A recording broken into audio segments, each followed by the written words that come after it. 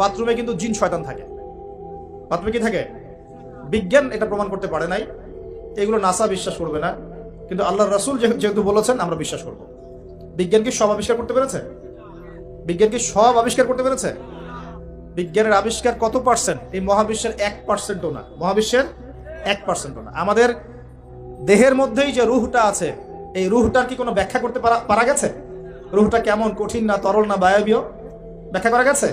ইয়াসআলুনাকা আনির রূহ কুলির রূহু মিন আমরি রাব্বি ওয়া মা উতীতুম মিনাল ইলমি ইল্লা কলিলা। আল্লাহ পাক বলছেন, হে নবী, তারা তোমাকে রূহ সম্পর্কে জিজ্ঞাসা করে, আত্মা সম্পর্কে জিজ্ঞাসা করে, তুমি বলে দাও এটা তোমার রবের আদেশ মাত্র।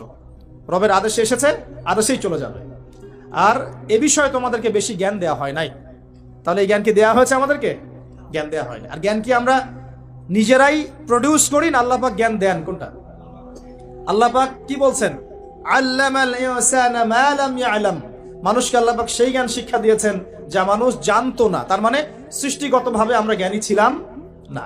আদম আলাইহিস সালামকে সৃষ্টি করে আল্লাহ পাক কি করছেন? ওয়া আল্লামা আদামাল আসমা কুল্লাহা। আমি আদমকে সৃষ্টি করে তাকে সমস্ত নাম শিক্ষা দিয়েছি, আল্লাহ পাক বলছেন। আদম আলাইহিস সালাম কি সৃষ্টিগতভাবে জ্ঞানী ছিলেন, নাকি আল্লাহ পাক তাকে জ্ঞানী করেছেন? কোনটা? আল্লাহ পাক জ্ঞানী করেছেন। সো জ্ঞান কার পক্ষ থেকে আসে? আল্লাহর পক্ষ থেকে। এটাই হচ্ছে ওয়াকুলিল হাক্কু মির রাব্বিকুম, হক বা সত্য জ্ঞান তোমার রবের পক্ষ থেকে আসে। ফালা তাকুনান্না মিনাল মুমতারিন, তুমি সন্দেহবাদীদের অন্তর্ভুক্ত হয়ো না, আল্লাহ পাক বলছেন। তো বাথরুমে জিন থাকে এটা বিশ্বাস করলাম তো। প্রিয় ভাইয়েরা, যদি আমরা প্রকৃত অর্থেই মন থেকে নামাজ আদায় করতে পারি, নামাজ যদি কবুল হয়, আল্লাহ রাসূল বলছেন নামাজ মানুষকে পাপাচার থেকে দূরে রাখে। আল্লাহ পাকও বলছেন ইন্না সালাত তানহা আনিল ফাহশাই ওয়াল মুনকার, নিশ্চয়ই নামাজ মানুষকে সমস্ত পাপাচার থেকে দূরে রাখবে ইনশাআল্লাহ।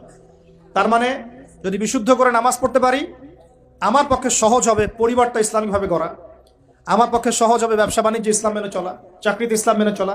সমাজের দায়িত্ব যদি পাই, এখানে কি আমি ন্যায় বিচার করবো না অন্যায় করবো, জুলুম করবো না ইনসাফ প্রতিষ্ঠা করবো, খেয়ানত করবো না আমানতদারিতা বজায় রাখবো? আল্লাহ পাক তৌফিক এনায়েত করুন যেন জীবনের প্রতিটা ক্ষেত্রে আমরা ইসলাম ফলো করতে পারি। আমরা পিছিয়ে পড়েছি সুন্নতের অবহেলার কারণে, জ্ঞানের চর্চা ছেড়ে দেওয়ার কারণে, জানা অনুযায়ী আমল না করার কারণে, এবং ইসলাম জীবনের সমস্ত ক্ষেত্রে বাস্তবায়ন না করার কারণে। আমি কি বোঝাতে পারছি ভাই? আরো পিছিয়ে পড়েছি হারাম রিজিক খাওয়ার পিছনে। হারাম রিজিক খেয়েছি, দোয়া কবুল হচ্ছে না, পিছিয়ে পড়ছি আমরা পিছিয়ে পড়েছি আমাদের মা বোনদের পর্দার গাফেলতির কারণে। আপনি যদি কোনো সমাজকে ধ্বংস করতে চান, তাহলে ওই সমাজের মধ্যে বেহায়া মেয়েদেরকে, নগ্ন মেয়েদেরকে ছড়িয়ে দেন। যদি আপনি কোনো সমাজকে ধ্বংস করতে চান, যুব সমাজের মধ্যে মাদক ছড়িয়ে দেন। আপনি যদি কোনো সমাজকে ধ্বংস করতে চান, তাহলে সমাজের নেতৃত্ব প্রদানকারী মানুষদেরকে করাপ্টেড বানিয়ে দেন, সমাজ ধ্বংস হয়ে যাবে।